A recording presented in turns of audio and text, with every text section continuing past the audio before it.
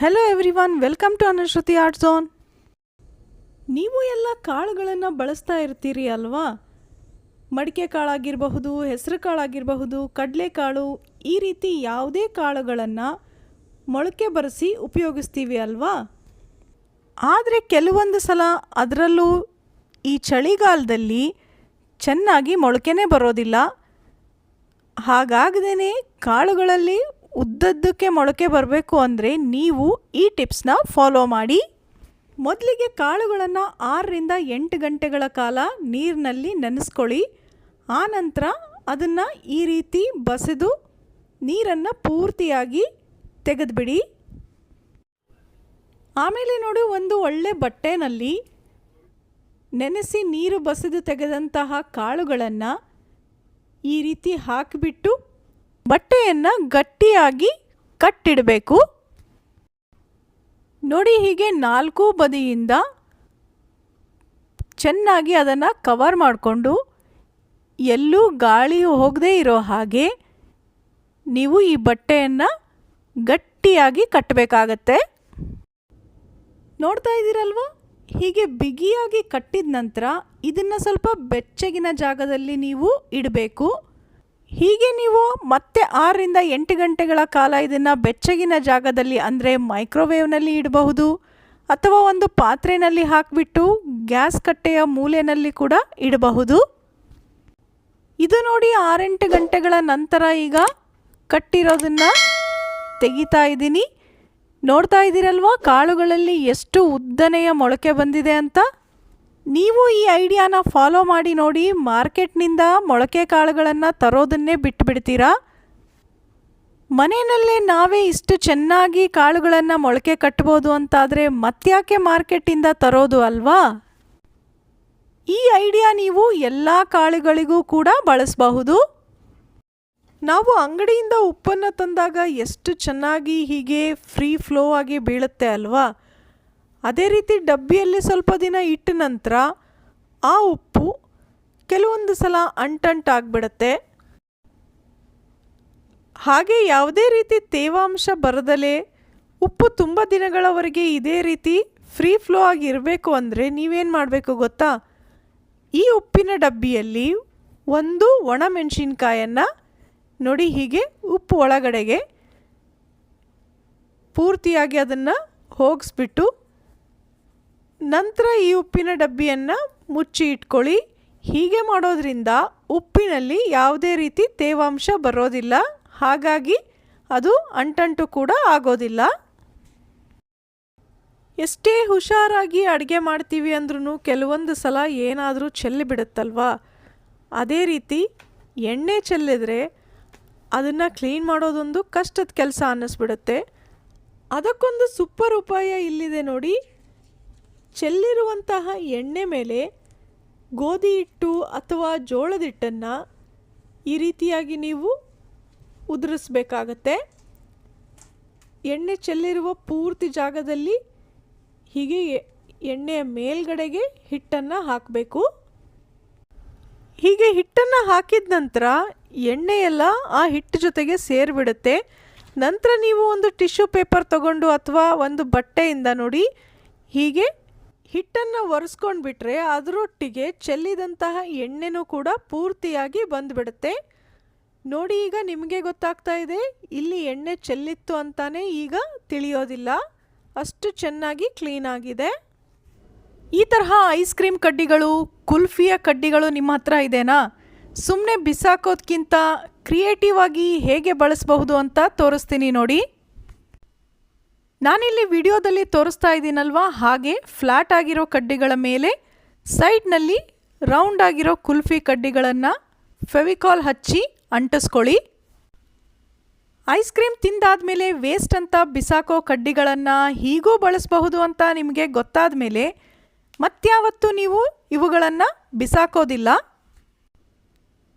ನಾನಿಲ್ಲಿ ಒಂದು ಗುಡಿಸಲು ಶೇಪ್ನಲ್ಲಿ ಇವುಗಳನ್ನು ಅಂಟಿಸ್ತಾ ಇದ್ದೀನಿ.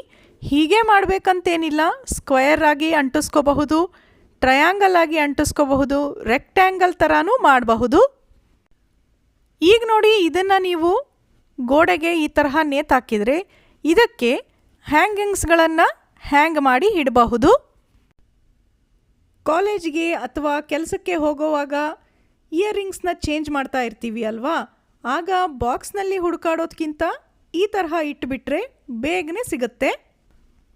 ಒಂದು ಒಳ್ಳೆಯ best out of waste idea ಅಲ್ವಾ? ಹ್ಯಾಂಗಿಂಗ್ ಥರದ್ದೇನೋ ಆ ರೀತಿಯಾಗಿ ಹ್ಯಾಂಗ್ ಮಾಡಬಹುದು. ಓಲೆ ಪ್ಯಾಟ್ರನ್ನಲ್ಲಿ ಇರೋದನ್ನು ಏನು ಮಾಡೋದು ಅಲ್ವಾ? ನೋಡಿ, ಅದಕ್ಕೆ ಒಂದು ಚಿಕ್ಕ ಬಾಕ್ಸ್ ತಗೊಳ್ಳಿ. ಜೊತೆಯಲ್ಲಿ ಒಂದು ಈ ರೀತಿ ಫೋಮ್ ಶೀಟ್ ಇರುತ್ತಲ್ವ, ಏನನ್ನಾದರೂ ಆನ್ಲೈನ್ ತರಿಸಿದಾಗ ಪ್ಯಾಕ್ ಮಾಡಿರ್ತಾರೆ ನೋಡಿ, ಆ ಥರದ ಒಂದು ಫೋಮ್ ಶೀಟ್ ತಗೊಂಡು ಬಾಕ್ಸ್ನ ಸೈಜ್ಗೆ ಕರೆಕ್ಟಾಗಿ ಕಟ್ ಮಾಡ್ಕೊಳ್ಳಿ. ಹೀಗೆ ಕಟ್ ಮಾಡ್ಕೊಂಡ ನಂತರ ಬಾಕ್ಸ್ನಲ್ಲಿ ಮೊದಲಿಗೆ ಕೆಳಗೆ ಒಂದು ವೇಸ್ಟ್ ಬಟ್ಟೆನ ಹಾಕಿ ಅದರ ಮೇಲೆ ಆ ಫೋಮ್ ಶೀಟಿಗೆ ಓಲೆಗಳನ್ನೆಲ್ಲ ಹಾಕಿ ಇಡಬೇಕು. ಈ ತರಹ ಯಾವುದೇ ಫೋಮ್ ಶೀಟ್ ಇರಲಿಲ್ಲ ಅಂದರೆ ಯಾವುದಾದ್ರೂ ಹಳೆಯ ಸ್ಪಂಜ್ ಕೂಡ ಬಾಕ್ಸ್ನ ಅಳತೆಗೆ ಕಟ್ ಮಾಡಿಕೊಂಡು ಅದಕ್ಕೂ ಕೂಡ ಹೀಗೇನೆ ಓಲೆಗಳನ್ನು ಚುಚ್ಚಿ ಇಡಬಹುದು. ಈ ಬಾಕ್ಸ್ನಲ್ಲಿ ಹಾಗೇನೆ ಇಡಬಹುದು ಅಂತ ನಿಮಗೆ ಅನ್ನಿಸಬಹುದು, ಆದರೆ ಹಾಕ್ಕೊಳ್ಳೋವಾಗ ಅದರ ಪೇರ್ ಹುಡುಕಾಡಬೇಕಾಗತ್ತೆ.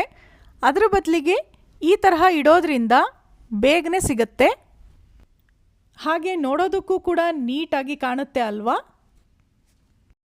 ಇಯರಿಂಗ್ಸ್ ಏನೋ ಆಯಿತು, ಬಳೆಗಳನ್ನು ಹೇಗೆ ಇಡಬಹುದು ಗೊತ್ತಾ? ಅದಕ್ಕೆ ನೋಡಿ, ಈ ರೀತಿ ಊದಿನ ಕಡ್ಡಿ ರೋಲ್ ಇರುತ್ತೆ ಅಲ್ವಾ, ಅದನ್ನು ತಗೊಳ್ಳಿ. ಅದಕ್ಕೆ ಯಾವುದಾದ್ರೂ ಕಲರ್ ಪೇಪರ್ ಅಥವಾ ಗಿಫ್ಟ್ ರ್ಯಾಪರ್ನ ಫೆವಿಕಾಲ್ನ ಸಹಾಯದಿಂದ ಅಂಟಿಸ್ಕೊಳ್ಳಿ. ವೇಸ್ಟ್ ಅಂತ ಬಿಸಾಕೋ ಎಷ್ಟೋ ವಸ್ತುಗಳಿಂದ ಮನೆಯಲ್ಲಿ ನಾವೇ ಆರ್ಗನೈಸರ್ಗಳನ್ನು ರೆಡಿ ಮಾಡ್ಕೋಬಹುದು ಗೊತ್ತಾ? ನೋಡಿ, ರೋಲ್ನಿಗೆ ಕಲರ್ ಪೇಪರ್ ಹಾಕಿದ ನಂತರ ಅದಕ್ಕೊಂದು ಬೇಸ್ನ ರೆಡಿ ಮಾಡ್ಕೋಬೇಕು. ಒಂದು ಕಾರ್ಡ್ಬೋರ್ಡ್ ಪೀಸ್ನ ರೌಂಡಾಗಿ ಕಟ್ ಮಾಡಿಕೊಂಡು ಅದರ ಮೇಲೆ ಊದಿನ ಕಡ್ಡಿ ರೋಲ್ ಇತ್ತಲ್ವ, ಅದನ್ನು ಫೆವಿಕಾಲ್ ಹಚ್ಚಿ ಅಂಟಿಸಿ. ಹೀಗೆ ಫೆವಿಕಾಲ್ನ ಸ್ವಲ್ಪ ಡ್ರೈ ಆಗೋದಕ್ಕೆ ಬಿಡಿ, ಇಲ್ಲ ಅಂದರೆ ಅದು ಬಿದ್ದುಬಿಡುತ್ತೆ. ನಂತರ ನೋಡಿ, ಹೀಗೆ ಅದರಲ್ಲಿ ಬಳೆಗಳನ್ನು ಹಾಕಿ ಇಡಬಹುದು. ನೀವು ಡ್ರೆಸ್ಸಿಂಗ್ ಟೇಬಲ್ನಲ್ಲಿ ಇಡಬಹುದು ಅಥವಾ ರೂಮ್ನ ಶೆಲ್ಫ್ಗಳಲ್ಲಿ ಕೂಡ ಇಡ್ಕೋಬಹುದು. ಇನ್ನು ನೋಡಿ, ಪ್ರತಿನಿತ್ಯ ಅಡುಗೆನಲ್ಲಿ ಬೆಳ್ಳುಳ್ಳಿ ಬಳಸ್ತಾನೆ ಇರ್ತೀವಿ ಅಲ್ವಾ? ಅಡುಗೆ ಮಾಡೋ ಟೈಮ್ನಲ್ಲಿ ಬಿಡಿಸ್ಕೊಳೋದಕ್ಕೆ ಎಷ್ಟೊಂದು ಗಡಿಬಿಡಿ ಆಗಿಬಿಡುತ್ತಲ್ವಾ? ಹಾಗಾಗಿ ನೋಡಿ, ನಿಮಗೆ ಸಮಯ ಇದ್ದಾಗ ಬೆಳ್ಳುಳ್ಳಿನ ಈಸಿಯಾಗಿ ಬಿಡಿಸಿ ಇಟ್ಕೋಬಹುದು. ಹೇಗೆ ಅಂತ ನಾನಿಲ್ಲಿ ತಿಳಿಸ್ಕೊಡ್ತೀನಿ ಬನ್ನಿ. ಈ ತರಹ ಇವುಗಳನ್ನು ಬೇಳೆ ಏನೋ ಮಾಡ್ಕೊಂಡು ಬಿಡ್ತೀವಿ, ಆದರೆ ಇದರ ಮೇಲಿರೋ ಸಿಪ್ಪೆ ತೆಗೆಯೋದಂತೂ ಕಷ್ಟನೇ ಆಗುತ್ತೆ ಅಲ್ವಾ? ಆದರೆ ಕೆಲವೊಂದು ಸಲ ನೋಡಿ, ದೊಡ್ಡ ಬೆಳ್ಳುಳ್ಳಿನೂ ಕೂಡ ಸುಲಭವಾಗಿ ಬಿಡಿಸ್ಕೊಳ್ಳೋದಕ್ಕೆ ಬರೋದಿಲ್ಲ. ಹೀಗಾದಾಗ ಉಗುರಿನಿಂದ ತೆಗಿಯೋಕ್ಕೆ ಹೋಗ್ತೀವಿ, ಆಗ ಬೆರಳಲ್ಲಿ ಕೂಡ ನೋವಾಗುತ್ತೆ. ಅದರ ಬದಲಿಗೆ ನೀವೇನು ಮಾಡಬಹುದು ಗೊತ್ತಾ? ಸಿಂಪಲ್ಲಾಗಿ ಒಂದು ಸ್ಪೂನನ್ನು ತಗೊಳ್ಳಿ. ನೋಡಿ, ಅದರ ಹಿಂಭಾಗದಿಂದ ನೀವು ಬೆಳ್ಳುಳ್ಳಿಯಲ್ಲಿ ಹೀಗೆ ಮಾಡ್ತಾ ಹೋದರೆ ಈಸಿಯಾಗಿ ಪೂರ್ತಿ ಬೆಳ್ಳುಳ್ಳಿ ಬಿಡಿಸ್ಕೊಂಡೋಕ್ಕೆ ಬರುತ್ತೆ. ನೋಡಿ, ಕೇವಲ ಒಂದು ಸ್ಪೂನ್ನಿಂದ ನಮ್ಮ ಕೆಲಸ ಇಲ್ಲಿ ಎಷ್ಟು ಬೇಗ ಆಯಿತು ಅಲ್ವಾ? ಕೆಲವೊಂದು ಸಲ ಸಿಂಪಲ್ ಆಗಿರುವಂತಹ ಟಿಪ್ಸ್ ಕೂಡ ಪ್ರತಿದಿನ ಎಷ್ಟೊಂದು ಉಪಯೋಗಕ್ಕೆ ಬರುತ್ತೆ. ಇಷ್ಟೊಂದು ಬೆಳ್ಳುಳ್ಳಿಯ ಈಗ ಒಂದೊಂದೇ ಸಿಪ್ಪೆ ತೆಗೆಯೋದು ಕಷ್ಟ ಆಗುತ್ತೆ ಅಲ್ವಾ? ನೋಡಿ, ಅದಕ್ಕಾಗಿ ನೀವು ಒಂದು ಬಾಟಲನ್ನು ತಗೊಳ್ಳಿ. ಅದರ ಒಳಗೆ ಈ ರೀತಿ ಬಿಡಿಸ್ಕೊಂಡಿರುವಂತಹ ಎಲ್ಲ ಬೆಳ್ಳುಳ್ಳಿಗಳನ್ನು ಹಾಕಿ ಈಗ ಇದರ ಮುಚ್ಚಳವನ್ನು ಮುಚ್ಚಿಬಿಟ್ಟು ನೋಡಿ, ನಾನು ವಿಡಿಯೋದಲ್ಲಿ ತೋರಿಸ್ತಾ ಇದ್ದೀನಲ್ವಾ, ಈ ರೀತಿ 1-2 ನಿಮಿಷ ಜೋರಾಗಿ ನೀವು ಇದನ್ನು ಕುಲುಕಿಸ್ಬೇಕಾಗತ್ತೆ. ಇದರಲ್ಲಿ ಮತ್ತೇನು ಹಾಕೋದು ಬೇಡ, ಇನ್ನೇನು ಮಾಡೋದು ಬೇಕಾಗಿಲ್ಲ. ಕೇವಲ ಬಾಟಲಿಯಲ್ಲಿ ಬೆಳ್ಳುಳ್ಳಿಗಳನ್ನು ಹಾಕಿ ಗಟ್ಟಿಯಾಗಿ ಮುಚ್ಚಿಬಿಟ್ಟು ಅದನ್ನು ಕುಲುಕಿಸ್ಬೇಕು. ನಂತರ ನೋಡಿ, ನೀವು ಇವುಗಳನ್ನು ಹೊರಗಡೆಗೆ ತೆಗೆದ್ರೆ ಇದರ ಮೇಲಿರುವಂತಹ ಸಿಪ್ಪೆ ಈಗ ಲೂಸ್ ಆಗಿರುತ್ತೆ. ಹಾಗಾಗಿ ಕೈನಲ್ಲಿ ಸುಲಭವಾಗಿ ಇದು ಬಿಡಿಸೋದಕ್ಕೆ ಬರುತ್ತೆ. ನೋಡ್ತಾ ಇದ್ದೀರಲ್ವಾ ಎಷ್ಟು ಈಸಿಯಾಗಿ ಇದರ ಸಿಪ್ಪೆ ಬಿಚ್ತಾ ಇದೆ ಅಂತ? ನೋಡಿ, ಪೂರ್ತಿ ದೊಡ್ಡದಾದ ಬೆಳ್ಳುಳ್ಳಿಯನ್ನು ಬಿಡಿಸೋದಕ್ಕೆ 1 ಸ್ಪೂನ್ ಸಾಕು. ಆನಂತರ ಅದರ ಮೇಲಿರುವಂತಹ ಸಿಪ್ಪೆಯನ್ನು ತೆಗೆಯೋದಕ್ಕೆ ಕೇವಲ 1 ಬಾಟಲಿ ಸಾಕಾಗುತ್ತೆ. ನೀವು ಸಮಯ ಇದ್ದಾಗ ಅಂದರೆ ಸಂಜೆ ಟೈಮ್ನಲ್ಲಿ ಅಥವಾ ಭಾನುವಾರ ಈ ರೀತಿ ಎಲ್ಲ ಬೆಳ್ಳುಳ್ಳಿಗಳನ್ನು ಬಿಡಿಸಿ ಇಟ್ಕೊಂಡ್ಬಿಟ್ರೆ ಪ್ರತಿದಿನ ಅಡುಗೆ ಮಾಡೋವಾಗ ಗಡಿಬಿಡಿ ಆಗೋದಿಲ್ಲ. ನೋಡ್ತಾ ಇದ್ದೀರಲ್ವಾ ಎಷ್ಟು ಸುಲಭವಾಗಿ ಪೂರ್ತಿ ಸಿಪ್ಪೆ ತೆಗೆಯೋದಕ್ಕೆ ಬಂತು ಅಂತ. ನೋಡಿ, ಇಷ್ಟೊಂದು ಬೆಳ್ಳುಳ್ಳಿಗಳನ್ನು ಬಿಡಿಸ್ಕೊಳೋದು ಎಷ್ಟು ಬೇಗ ಆಯಿತು. ನಂತರ ಇದೇ ಬಾಟಲಿನಲ್ಲಿ ಬಿಡಿಸ್ಕೊಂಡಿರುವಂತಹ ಬೆಳ್ಳುಳ್ಳಿಗಳನ್ನು ಹಾಕಿ ಮುಚ್ಚಿ ಇಟ್ಬಿಟ್ರೆ ಇದನ್ನು 1 ವಾರದವರೆಗೂ ನೀವು ಬಳಸಬಹುದು. ನೋಡಿ, ಈ ಎಲ್ಲ ಚಿಕ್ಕ ಚಿಕ್ಕ ಟಿಪ್ಸ್ಗಳು ಪ್ರತಿದಿನವೂ ನಮ್ಮ ಟೈಮ್ ಉಳಿಸುತ್ತೆ ಅಲ್ವಾ. ನಿಮಗೆ ಈ ಎಲ್ಲ ಐಡಿಯಾಗಳು ಹೇಗನ್ನಿಸ್ತು ಅಂತ ಕಾಮೆಂಟ್ ಮಾಡಿ ತಿಳಿಸಿ. ಹಾಗೆಯೇ ವಿಡಿಯೋನ ಲೈಕ್ ಮಾಡೋದನ್ನು ಮರಿಬೇಡಿ. ನೀವಿನ್ನೂ ನಮ್ಮ ಚಾನಲ್ನ ಸಬ್ಸ್ಕ್ರೈಬ್ ಮಾಡಿರಲಿಲ್ಲ ಅಂದರೆ ಪ್ಲೀಸ್ ಈಗಲೇ ಸಬ್ಸ್ಕ್ರೈಬ್ ಮಾಡಿ. ಹೊಸ ವಿಡಿಯೋಗಳ ನೋಟಿಫಿಕೇಷನ್ಗಳಿಗೋಸ್ಕರ ಬೆಲ್ ಬಟನ್ನ ಪ್ರೆಸ್ ಮಾಡಿ. ಮತ್ತೆ ಸಿಗೋಣ ಇನ್ನೊಂದು ಇಂಟ್ರೆಸ್ಟಿಂಗ್ ಹಾಗೆ ಯೂಸ್ಫುಲ್ ವಿಡಿಯೋ ಜೊತೆ. ಧನ್ಯವಾದಗಳು.